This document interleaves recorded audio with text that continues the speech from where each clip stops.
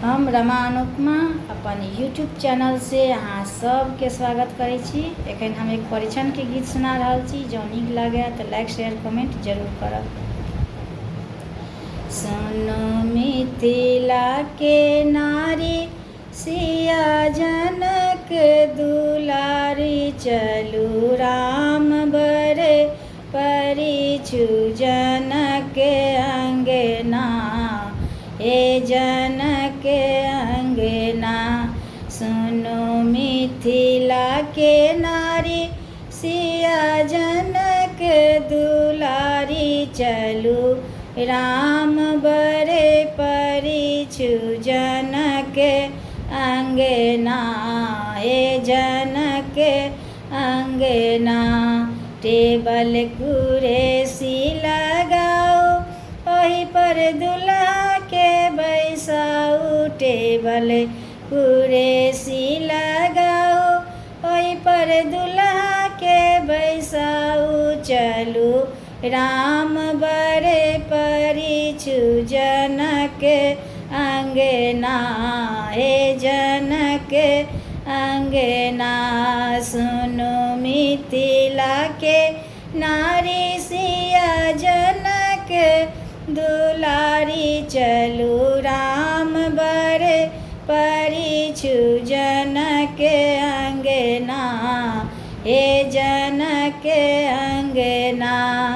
उनकर मैया परम गंवार, दूधक दाम लेलन गिनाय, किनकर जनमल चारू भाई अवधपुर में, हे अवधपुर में। उनकर मैया परम गंवार, दूधक दाम लेलन गिनाय, किनकर जनमल चारू भाई अवधपुर में, हे अवधपुर में।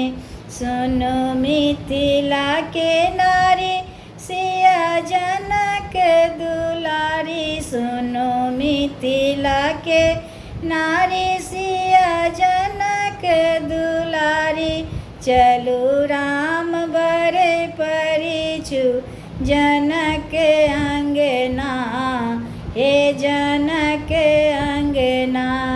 सखी सब पर थिन गारी, राम जी गेलन लजाई, सखी सब पर थिन गारी, राम जी गेलन लजाई।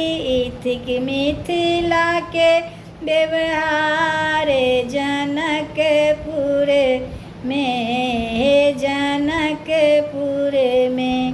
सुनो मिथिला के नारी सिया जनक दुलारी, सुनो मिथिला के नारी सिया जनक दुलारी, चलू राम बरे परिछु जनक